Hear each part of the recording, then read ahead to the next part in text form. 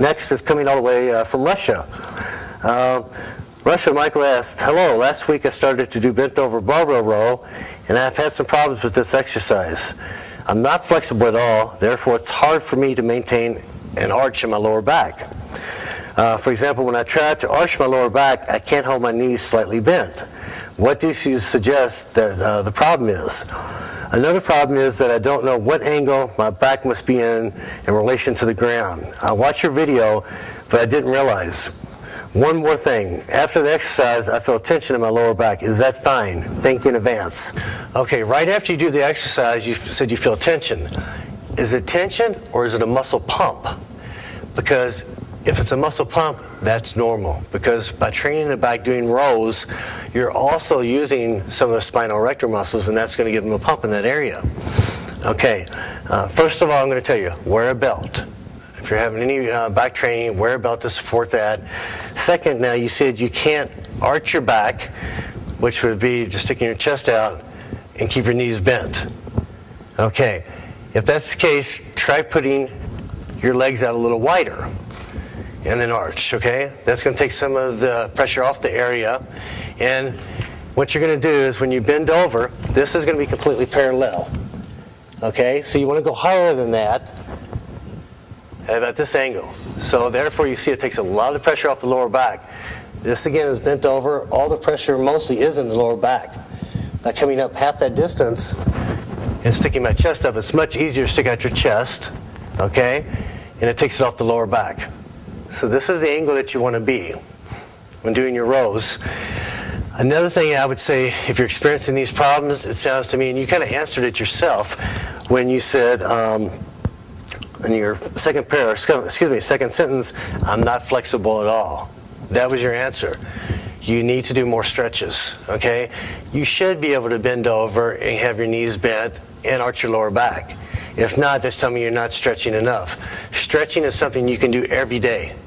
I have a friend that he used to be a bodybuilder, very big guy, used to be about 230 pounds. Now he's about 180 pounds, and he stretches for 2.5 to 3 hours per day. He's an MMA fighter, and he said he feels great. He's so flexible and so loose-filling, but he spends 2.5 to 3 hours a day just of stretching alone. So stretching is an exercise that can be done up to the day you die. It's no impact on the body. It's a very good exercise. So for your case, I'd recommend at least spend about 15-20 minutes a day right now stretching. Put a belt on, don't bend over quite so much, and take it a little bit slower, okay? Okay, our next question comes from Dubai, where Naeem wrote in.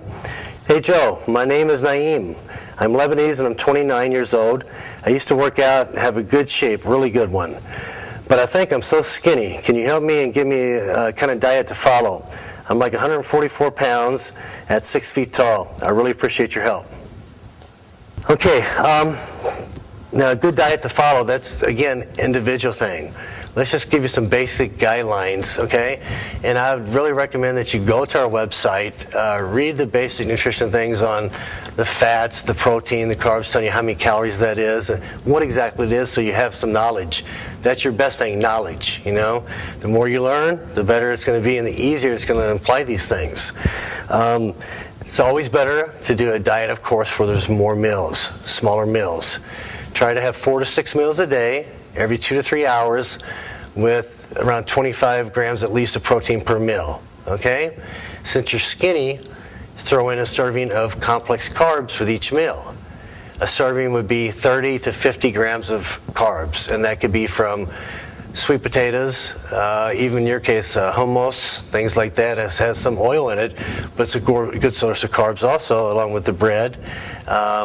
You have a lot of dishes, I know, that have salads, partially salads. You have a lot of very healthy food with your culture and your diet.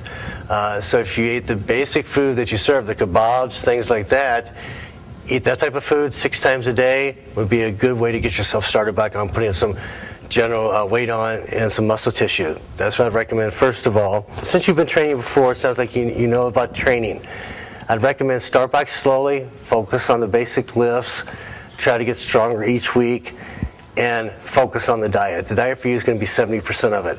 Make sure you get those 4 to 6 meals in, and make sure that you're getting protein each meal, and that's going to be the very big thing for you as a protein. Okay? Okay, next we're going to have our t-shirt giveaway for the viewers who wrote in with the questions.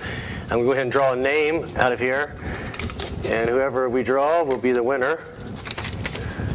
Oops, I need this one here. Okay, the winner today is from Virginia, Sean.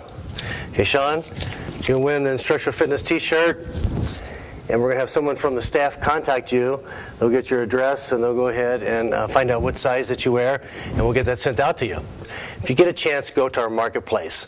Marketplace has a lot of great products that is going to help you reach your individual goals, and even though it's a wide marketplace with a lot of items, it can be very specific for what you need. Just for example, going to the question today we had from Naeem, with you trying to put on weight, there's tons of products with glutamine on there, a lot of good whey protein, branched chain amino acids before and after you train. So it has a lot of really good products on there. One thing that I'll try to mention each week is a product that I think is really good. Right now, one that's out is called beta-alanine. Beta-alanine is like creatine. Creatine is supposed to work more in the lower rep range, 6 to 10. Okay? And it's an energy system is what it is, like your ATP. Now, beta-alanine works in a slightly higher rep range, 12 to 15. To make it simple, what beta-alanine does is this. When you're doing a set of leg extensions and you start to get that really bad burning feeling and you only get 10 reps instead of 12, you stop because of the burning. Beta-alanine doesn't allow your body to produce the lactic acid. You won't get the burning. So instead of doing 10 or even the 12 reps you're supposed to, you might get 15. So it's going to actually benefit your workout very much, and that's beta-alanine. I felt the difference when I used it. Go on, check it out, try it out, see if you like it, okay? Again, the marketplace has a lot of great products. Another thing is our PIcast. If you go to instructionalfitness.com/podcast, you can download these videos. So while you're at the gym, you can look on your iPhone and check out if you forget how to do an exercise. It's a great tool to help you out while you're there because you can't remember everything at one time until you've been doing it over and over and over. So the PIcast is a really good product for people out there, especially new people just starting out or coming back training. That's instructionalfitness.com/PIcast. Okay, and the last thing is the question and answers. Be sure if you submit question and answers, they go to the website, not YouTube, because I won't see them. So all your questions and answers out there, submit to instructionalfitness.com. That's it. I'm Joe from instructionalfitness.com, where fitness is made easy. Have a great day.